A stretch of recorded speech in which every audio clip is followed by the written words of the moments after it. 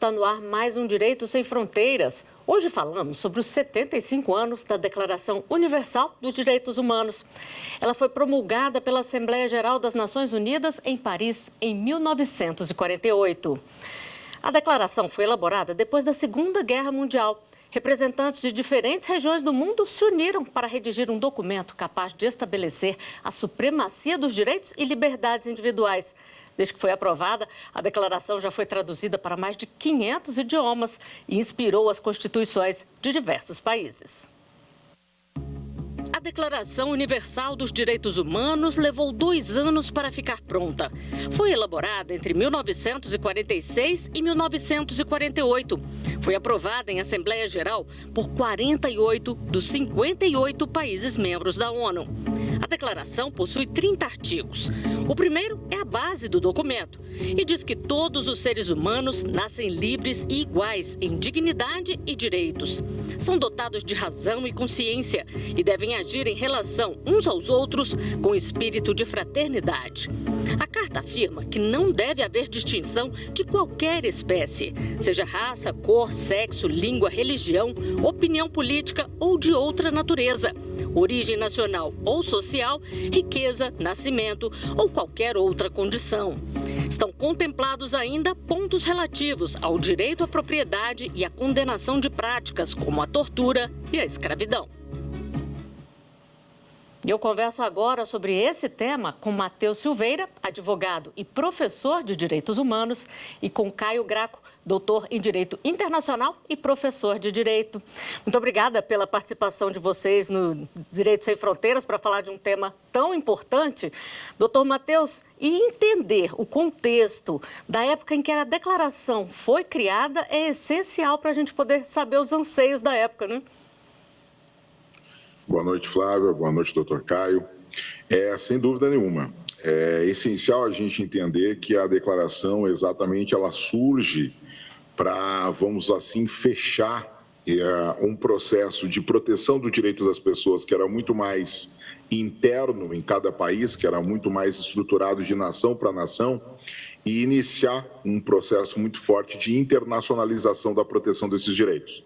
Ou seja, a declaração traz exatamente a sua ideia que está no seu nome, a ideia da universalização dos direitos e da proteção dos direitos da pessoa, dos direitos. Na época, né, se trabalhava muito a ideia do homem, mas como gênero. Hoje a gente trabalha muito mais a ideia, né, da pessoa, ou muito ainda se traz a ideia da pessoa humana, mas a construção é internacionalizar esses direitos, tornar eles mais universais, o possível.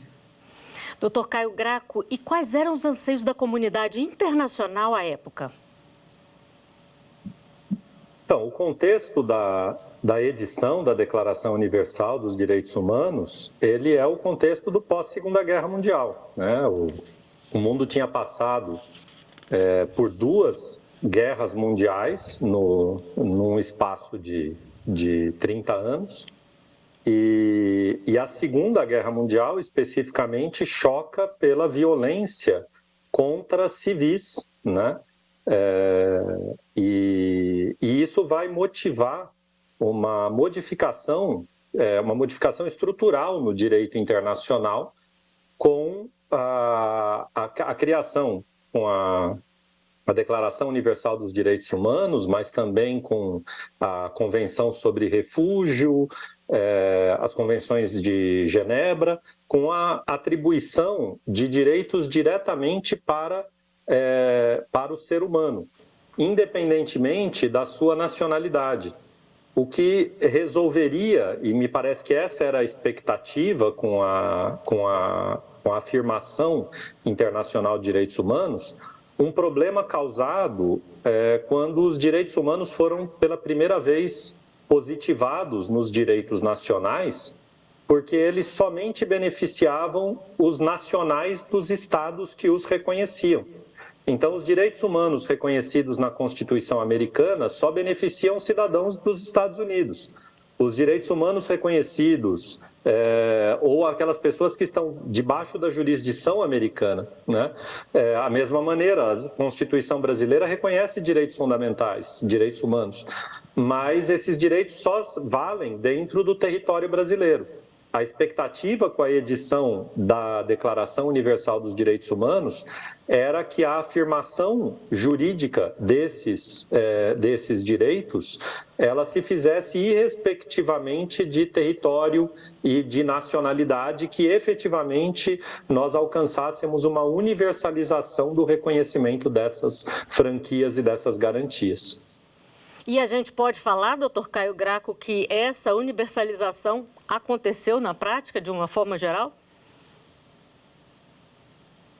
Ela aconteceu, né? Não dá para negar que a declaração, e muito embora a declaração não seja um tratado internacional, né? Ela não tem essa natureza jurídica, né? De um acordo internacional celebrado por escrito que cria obrigações entre os Estados, né?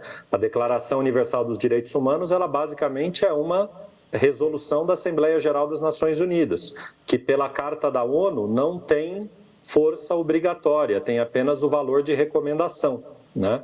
Mas ela foi o ponto de partida, né? E inclusive, né, a insatisfação de muitos países com essa solução por um texto não vinculante, ela motivou a estruturação de sistemas regionais de direitos humanos, como, por exemplo, o direito europeu e, posteriormente, também o direito latino-americano, né, o direito americano de direitos humanos, e também, posteriormente, a celebração de tratados. Esses, sim, acordos vinculantes, os pactos internacionais de direitos civis e políticos e de direitos econômicos, sociais e culturais, de 1966, que positivam na ordem internacional como efetivas obrigações dos Estados os direitos que estavam previstos pela Declaração. O que não impediu que muitos autores entendam que a Declaração Universal dos Direitos Humanos hoje ela faz parte do direito consuetudinário, e, portanto, ela obriga, inclusive com força para alguns autores de ius cogens, todos os estados, mesmo aqueles que não expressaram o seu consentimento, inclusive com os pactos de 1966. Agora, doutor Matheus, em 1948, quando ela foi promulgada, nem todos os países aprovaram, né? A aprovação não foi unânime. Quais foram esses países e quais foram os motivos alegados à época? Nós temos a questão da declaração trazer a discussão que na época nós tínhamos, que é o seguinte: o professor Caio trouxe o contexto da questão internacional. E como a gente vinha dos conflitos das duas grandes guerras mundiais, a gente sai, a partir do final da Segunda Guerra, no pós-Segunda Guerra Mundial, e entra numa outra estrutura mundial, que é aquela questão da Guerra Fria. E, a partir disso, a gente tem também a discussão da proteção do direito das pessoas estabelecido dentro de uma estrutura política e também de organização de forças econômicas e militares. Algo que a gente até vê hoje, vamos dizer assim, o debate politizado de direitos humanos, que a gente pode estruturar. E com isso, nós tivemos a questão que a Declaração Universal dos Direitos Humanos, ela traz direitos humanos de primeira dimensão e direitos humanos de segunda dimensão. E aí alguns países realmente não quiseram assinar essa documentação ou, na verdade, referendá-la, porque, na verdade, como o próprio professor Caio disse, ela não é um tratado, ela não é um acordo. O fato dos países, dentro da Assembleia Geral, concordarem com ela ou não muda a natureza do documento nem a sua força ou relevância. Porque se nós tivéssemos falado de um tratado, aí nós poderíamos estar dizendo, aqueles países não assinaram, então eles não fazem parte daquele documento. Mas como ela foi, né, realizada a partir de 1948, com aquela questão do pós-Segunda Guerra Mundial, nós temos então a Guerra Fria, a estruturação vamos dizer assim, de dois grandes blocos mundiais, o bloco americano, o bloco soviético, e aí países que não concordavam ou com os direitos de primeira dimensão ou com os direitos de segunda dimensão juntos, não gostaram dessa discussão e talvez não a referendaram, ou não ratificaram, como a gente diz. Mas o Brasil, né, foi um país que a ratificou, um país que concordou com o texto através da sua atuação importante de direitos humanos. E hoje, 193 países são membros da ONU e todos são signatários da declaração, não é mesmo? Hoje nós temos os países... É que a declaração, como ela é um documento da Organização das Nações Unidas, o fato dos países serem signatários ou não dela não traz uma diferença. Por exemplo, o país aceita participar da ONU, ele aceita suas regras. Eu estou entrando a partir da Carta das Nações Unidas, que é o documento que cria a ONU e que é o documento que os países têm que aderir para fazer parte da Organização das Nações Unidas, e a partir disso os países aceitam as regras estruturantes da ONU, entre elas o respeito aos direitos humanos, o respeito ao direito das pessoas e o tratamento e respeito a esses direitos humanos para com a comunidade internacional. E a Declaração Universal é o documento das Nações Unidas com esta característica universal, com esse viés. Contudo, é importante a gente dizer, nem todos os 193 países são signatários dos pactos que positivaram, vamos dizer assim, o texto. Vamos tentar tornar mais plausível aqui para o nosso, né, até espectador que seja leigo. Digamos assim, nós temos regras que são costumes no Brasil, que são práticas que todo mundo, ou boa parte, aceitaria, mas isso não se tornou lei. A ideia da declaração é nessa linha. Agora, os pactos são a lei. Os pactos são o que a gente chama no direito internacional de a principal fonte, são o acordo internacional, a principal fonte jurídica do direito internacional. Então, a tentativa com os dois pactos de 1966 foi positivar, foi tornar aqueles direitos estabelecidos lá na Declaração Universal fontes jurídicas de direito internacional. Mas aí nem todos os países ou assinaram ou ratificaram, né, o texto. Mas o ponto essencial da Declaração Universal, Flávia, ela é o documento que vai, num primeiro momento, dizer para a comunidade internacional o que são o rol mínimo, a lista mínima de direitos humanos, porque a gente não tinha isso. Nós não tínhamos isso, porque o professor Caio até falou antes, os direitos estavam estabelecidos de país para país. Agora, quando vem a ONU e diz, olha, esses 30 artigos aqui são direitos humanos, a partir disso nós temos uma lista mínima para a comunidade internacional entender, direitos humanos em tudo que é lugar do mundo são pelo menos esses 30 artigos aqui. E a partir de que momento, doutor Caio Graco, que a declaração começou a ganhar força? A partir desse momento que ela foi promulgada de 1946 para cá, 1948. Não, o impacto dela começa já em 48, né? O reconhecimento internacional desse catálogo, como bem disse o professor Matheus, né? Desse catálogo mínimo de direitos que todo ser humano deve ter reconhecidos, independentemente da sua nacionalidade, isso é em grande medida revolucionário, né? Tem autores que defendem que após a Carta da ONU, com a proibição do uso da força e com o reconhecimento de direitos humanos para todos os seres humanos, né? direitos básicos para todos os seres humanos, o direito internacional muda de estrutura, né? Passando a ser mais próximo do que seria um Estado constitucional de direito. Né? É o embrião de um Estado constitucional de direito que se forma com a declaração. E como eu disse, a insatisfação em relação ao modelo jurídico encontrado para fazer essa positivação, ela motiva todo um movimento por uma positivação efetiva desses direitos, tanto em âmbito regional quanto em âmbito global, né? Então, a grande diferença aí, como também Matheus já explicou isso, é que, do ponto de vista da declaração, Um Estado que não respeite um desses direitos, tecnicamente, não comete um ato ilícito, porque a declaração ela não cria obrigação, ela tem apenas o valor de recomendação, ela não cria obrigação. E por isso, a escolha por esse modelo se fez justamente por isso, porque como esses direitos são direitos em relação ao conteúdo, os Estados não têm um consenso, então seria uma maneira de você ter um maior número de Estados aceitando essa declaração se ela não fosse obrigatória, né? Então, para dar um exemplo, os Estados Unidos têm muita dificuldade em aceitar o conceito de direitos econômicos e sociais, que eles entendem que não são verdadeiramente direitos humanos. Os direitos humanos são os direitos civis e políticos para eles. Então, tanto que até hoje os Estados Unidos não fazem parte do Pacto de Direitos Econômicos, Sociais e Culturais, enquanto eles fazem parte do Pacto de Direitos Civis e Políticos. Mas para garantir que a maioria da comunidade internacional aceitasse esse catálogo mínimo de direitos, se escolheu essa forma, vamos dizer assim, juridicamente atenuada, né?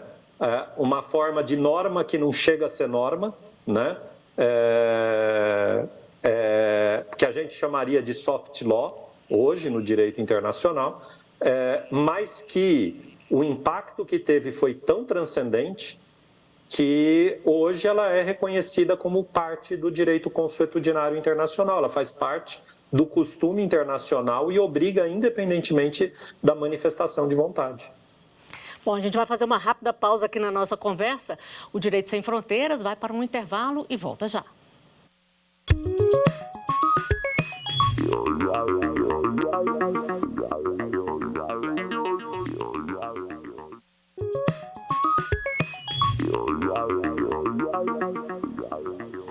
O Direito Sem Fronteiras está de volta. Hoje falamos sobre os 75 anos da Declaração Universal dos Direitos Humanos.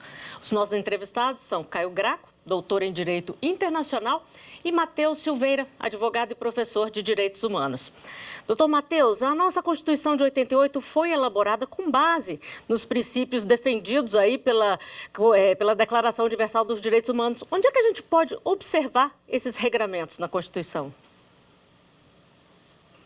Olha, sem dúvida, a nossa Constituição, assim como diversos outros documentos nacionais, tem como inspiração a Declaração Universal de Direitos Humanos e também as regras que vieram posteriormente a ela, que foram incentivados por ela, que são ligadas à questão dos sistemas regionais, como por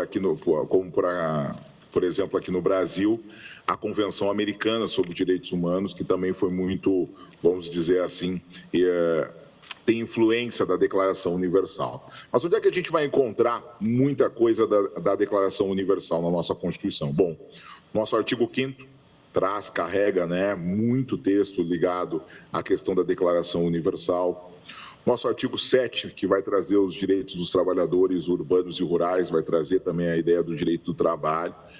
E também a gente tem que lembrar que a Declaração Universal ela traz um rol, mas ela traz uma lista de direitos, como os direitos sociais, que a nossa declaração, que a nossa Constituição também traz, mas que ela abre exatamente a possibilidade de outros direitos, inclusive, poderem ser colocados aqui, porque ela diz que os direitos que lá estão não impedem a proteção de outros, não impedem exatamente, né, a construção de outros. Mas, sem dúvida nenhuma, eu acho que o olhar da Constituição brasileira, que ela vem carregada de direitos de primeira dimensão e direitos de segunda dimensão, a nossa Constituição, a Constituição que traz muitos direitos de justiça social, tem grande influência, sim, do sistema global da ONU, baseado a partir da Declaração Universal e também dos 2 pactos internacionais. Porque esses 3 documentos juntos, a Declaração Universal dos Direitos Humanos e os 2 pactos internacionais, o Pacto Internacional dos Direitos Civis e Políticos e o Pacto Internacional dos Direitos Econômicos, Sociais e Culturais,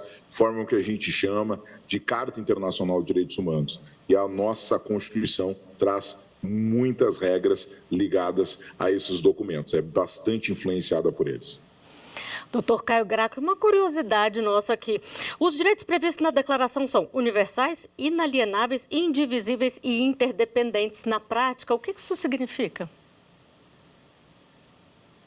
Então, isso significa que eles são concedidos universais, porque eles são concedidos sem distinção a todas as pessoas, né? Onde quer que estejam, de qualquer classe social. Eles são inalienáveis, porque nós não podemos abrir mão deles. Então, por exemplo, eu não posso voluntariamente me submeter à escravidão, né? Eu não posso aceitar, né, a limitação da minha liberdade de expressão, por exemplo, né? Isso não é válido, um acordo que sujeite, por exemplo, uma das minhas garantias fundamentais à vontade de outra pessoa, né? Eu não posso abrir mão do meu direito de salário, né? Por exemplo, trabalhar de graça, isso não torna lícito empregar alguém de graça, né? O que é muito importante nas situações aqui no Brasil em que nós temos a situação de trabalho análogo à escravidão, por exemplo, em contextos domésticos, em que a desculpa muitas vezes é a pessoa, ela era parte da família, ela queria viver aqui. Isso é inalienável, o direito a salário. Se você trabalha, você tem direito ao salário, né? Eles são indivisíveis, né? Porque não se pode garantir alguns com a violação de outros, né? A violação dos direitos e a violação dos meus direitos significa a violação dos direitos de qualquer pessoa, né? Então, a perseguição aos judeus na Segunda Guerra Mundial, ela não foi só um crime contra os judeus, ela foi um crime contra a humanidade justamente por conta dessa indivisibilidade e dessa universalidade, né? E a sua complementariedade. Não dá para se falar em direito à educação se não houver direito de liberdade de expressão do professor. Não dá para falar em direito a uma vida digna se não tiver direito à alimentação, né? Os direitos, eles são conectados e a ideia central é sempre essa, que a falta de proteção de um desses direitos afeta todos os demais, assim como a falta de proteção dos direitos para uma pessoa afeta todas as demais. Essa me parece que é o espírito central da ideia de direitos humanos consagrada na Declaração. Doutor Caio, e como é fiscalizado? Se os países estão cumprindo ali o que a declaração prevê, o que os pactos determinam, e o que acontece se um país não cumpre, por exemplo, o que está previsto num pacto? Então, a declaração, como eu disse, ela não tem natureza obrigatória, portanto, não há que se fiscalizar o cumprimento da declaração, porque o seu descumprimento não é um ato ilícito. Agora, para aqueles países que aceitaram, que se submeteram aos pactos e aos tratados dentro dos sistemas regionais, esses tratados internacionais, eles prevêem mecanismos de verificação e de proteção. Então, por exemplo, o Pacto Internacional de Direitos Civis e Políticos cria um Comitê de Direitos Humanos, né? A convenção, a gente está pensando aqui, né? Os dois pactos de 66 são os dois pactos gerais, mas depois de 66 ocorreu um fenômeno de especialização dos direitos humanos a partir do reconhecimento de que certas pessoas têm vulnerabilidades específicas. Então, por exemplo, as mulheres sofrem violações que os homens não experimentam, as crianças sofrem violações que os adultos não experimentam. Então, o arcabouço institucional internacional, ele vai se dotar de tratados focados para essas situações específicas. E em cada uma dessas situações nós vamos ter um organismo composto por especialistas que tem o encargo de analisar reclamações de descumprimento desses tratados. Então, o Comitê de Direitos Humanos das Nações Unidas, o Comitê contra a Tortura, o Comitê contra a Discriminação, contra a discriminação Racial, né? Entre outros comitês que foram criados justamente para garantir essa verificação. O que o sistema da ONU não tem e que existe nos sistemas regionais é a existência de tribunais que podem julgar os estados, inclusive a partir de reclamações de pessoas, de particulares, né? No caso do sistema europeu, diretamente se pode acessar o Tribunal Europeu. No caso do sistema americano, o interessado, a pessoa cujos direitos foram violados, procura a Comissão Interamericana e a Comissão procura a Corte. Mas aí a gente tem o fenômeno de tribunais de direitos humanos, que verificam a compatibilidade da conduta do Estado com as suas obrigações e determinam o que deve ser feito para que essas obrigações sejam cumpridas. Agora, o que não é possível, o que não existe ainda, é uma punição para o Estado que a descumpre, certo? Mas nós temos um sistema de verificação fundado nesses mecanismos internacionais que os próprios tratados criaram. Doutor Matheus, nosso programa está chegando ao fim, mas antes eu queria que o senhor fizesse aí um apanhado sobre os avanços que conseguimos nesses 75 anos aí. Quando a gente fala em direitos humanos, a gente está ajudando a trazer mais luz para esse tema e defender mais? Sem dúvida. Acho que primeiro, o tornar a declaração conhecida em todo o mundo, tornar esse documento respeitado, esse documento se tornar um farol, uma luz para que seja de modelo de diversas legislações, isso é essencial.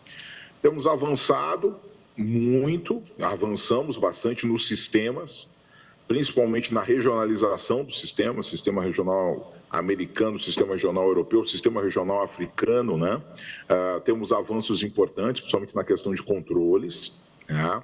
Temos um avanço importante na medida em que as pessoas conhecem seus direitos, isso é importante, a cidadania precisa conhecer os seus direitos, mas temos que lutar bastante ainda para a gente conseguir que essa internacionalização torne cada vez mais a solução de conflitos através de diálogo. A gente tem visto aí um problema grave ultimamente aí com um destaque muito forte, tanto na Europa quanto no Oriente Médio, problemas de conflitos armados. E aí, esse é um ponto, né, que o sistema global, o sistema universal de direitos humanos não tem conseguido resolver, que é necessário a gente trocar as armas, trocar a força pelo diálogo.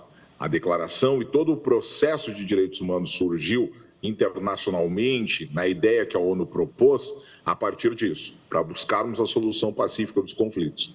E temos visto que a solução pacífica dos conflitos não tem ocorrido ultimamente. Precisamos retornar isso. Mas isso já está escrito, isso já está estabelecido, é base do sistema e tomara que a gente consiga retornar isso, porque isso vai ser importante, porque um mundo em paz evolui, cresce e desenvolve. Que a gente possa conseguir isso quanto antes. O Direito Sem Fronteiras de hoje está chegando ao final.